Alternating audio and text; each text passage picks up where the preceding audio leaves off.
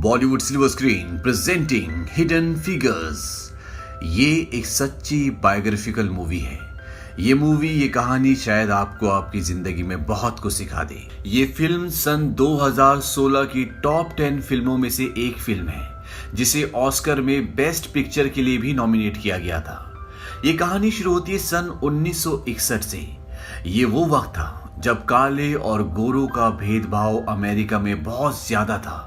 ये वो वक्त था जब वर्ल्ड वॉर 2 को खत्म हुए कई साल बीत चुके थे और अब हर देश धरती से निकलकर दूसरे ग्रहों पर जाना चाहता है। यहाँ पर 3 लड़कियों को दिखाया जाता है।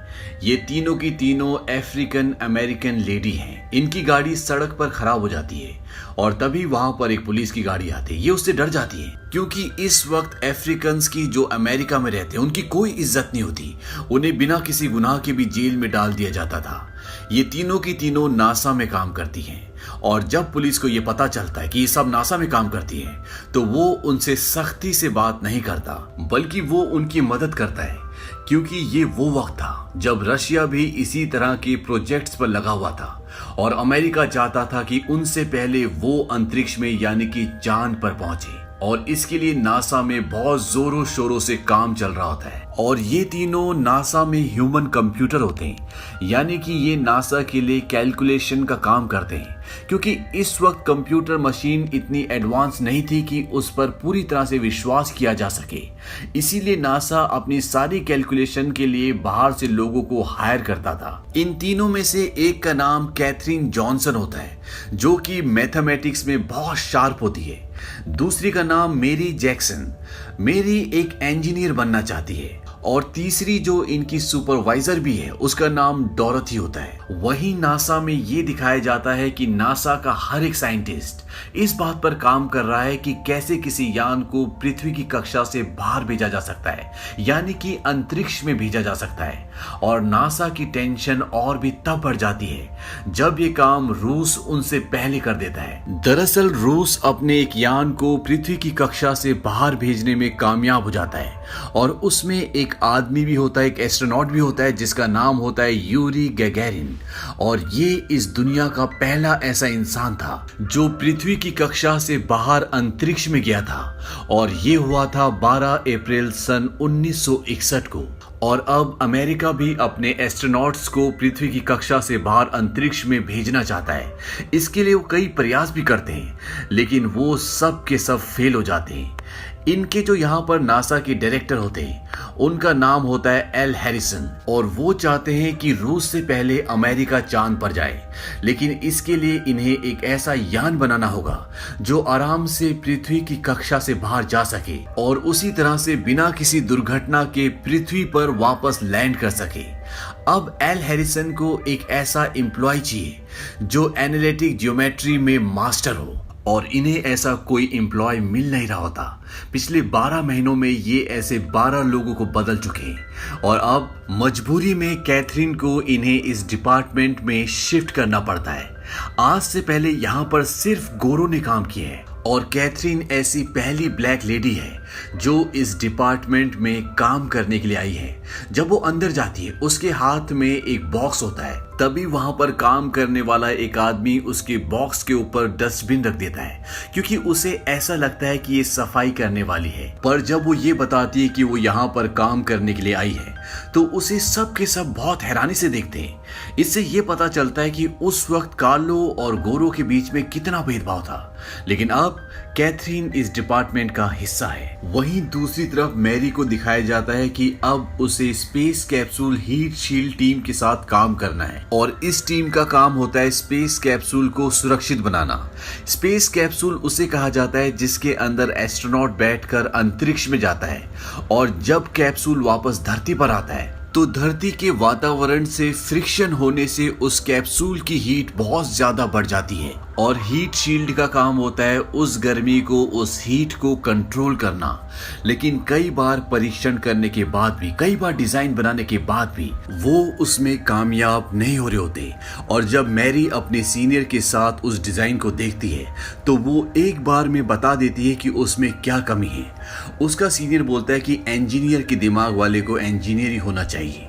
मैरी बोलती है कि मैं एक निग्रो लड़की हूँ और मैं असंभव की उम्मीद नहीं रखती, क्योंकि यहाँ पर निग्रो लोगों को यानी कि ब्लैक लोगों को इंजीनियरिंग की डिग्री में एडमिशन नहीं दिया जाता। उसका सीनियर बोलता है कि मैं पोलैंड का एक यहूदी हूँ, मेरे माँ बाप को नाजी कैंप में मार दिया गया था और आज मैं यहाँ पर खड़ा होकर एस्ट्रोनॉट्स को सितारों की दुनिया में भेजने की कोशिश कर रहा हूँ। ये भी नामुमकिन से कम नहीं है।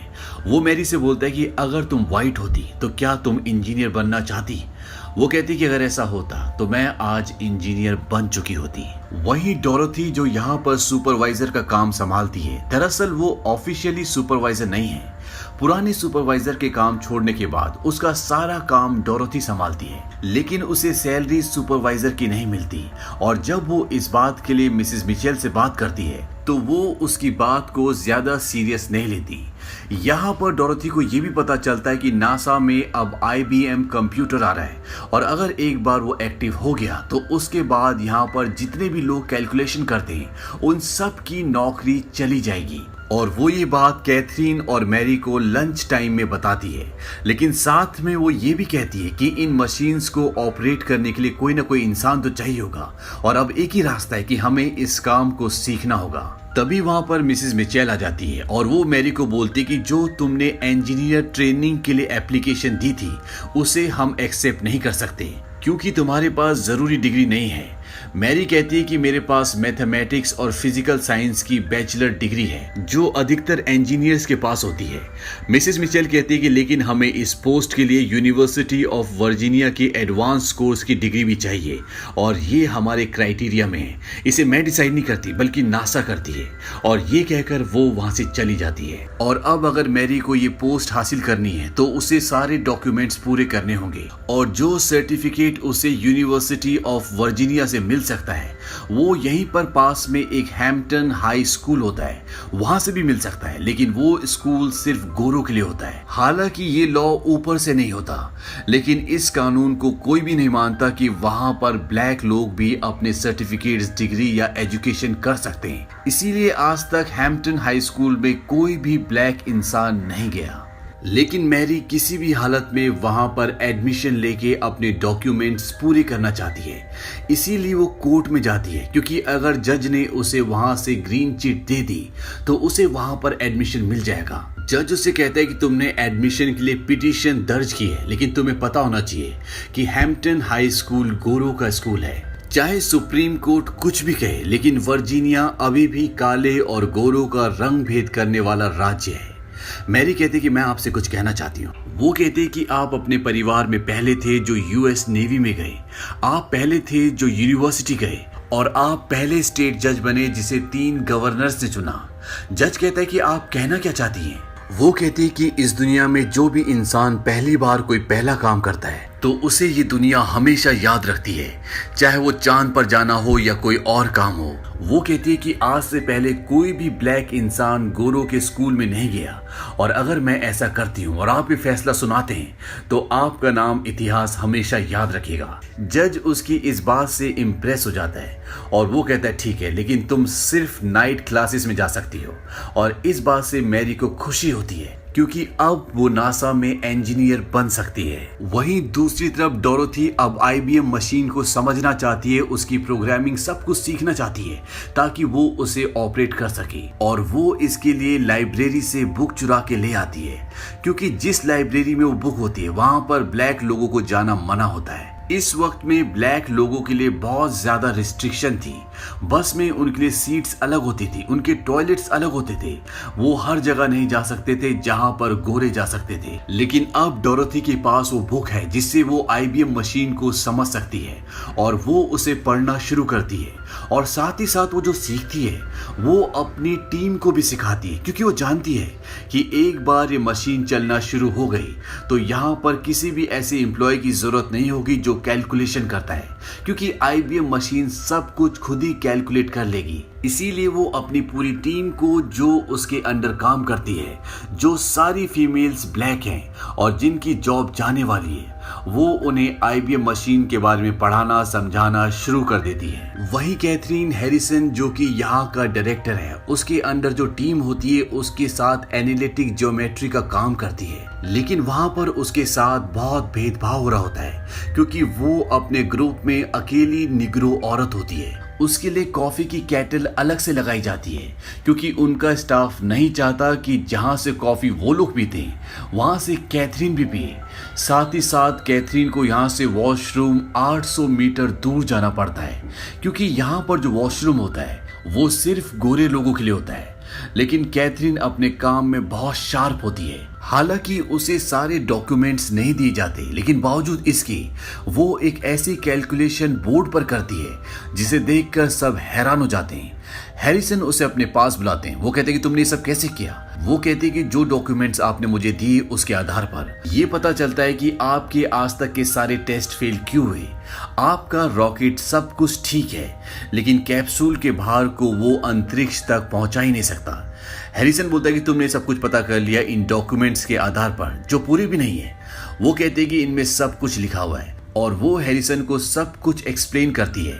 हैरिसन को ये भी लगता है कि कहीं ये रूस की जासूस तो नहीं है, लेकिन उसे बताया जाता है कि ये रूसी नहीं है। इसके बाद हैरिसन ऑर्डर देता है कि इससे कोई भी बात नहीं छुपाई जाए, इसको पूरा डेटा बताया जाए। हालांकि उसके साथ के लोग नहीं चाहते, लेकिन हैरिसन किसी भी कीमत पर इस प्रोजेक्ट को पूरा करना चाहता है। लेकिन हैरिसन देखता है कि कैथरीन कई बार उठकर अपने डेस्क से चली जाती है और वो बहुत देर बाद आती है। और जब हैरिसन पूछता है कि तुम बार बार यहाँ से गायब क्यों हो जाती हो, वो कहती है कि मैं बाथरूम गई थी। हैरिसन बोलता है कि बाथरूम, वो भी 40 मिनट तक, क्या करती हो तुम वहां पर। वो कहते हैं कि यहाँ पर मेरे लिए कोई बाथरूम नहीं है। मेरा बाथरूम यहाँ से 800 मीटर दूर यानी कि आधा मील दूर है और वहां से आने जाने में मुझे 40 मिनट लग जाते हैं और यहाँ तक कि हम लोगों को यहाँ से साइकिल ले जाने की भी इजाजत नहीं है। मैं उस पॉट की कॉफी पीती हूँ जिस पर आप हाथ भी नहीं लगाना चाहते। हैरिसन को इन सब बातों के बारे में नहीं पता होता। वो उसके पॉट से वो स्टिकर निकाल देता है जिस पर ये चिट लगा होता है कि ये काले लोगों के लिए, और इसके बाद वो वॉशरूम के बाहर जाता है जहां पर बोर्ड लगा होता है कि यहाँ पर सिर्फ गोरे लोग जा सकते हैं।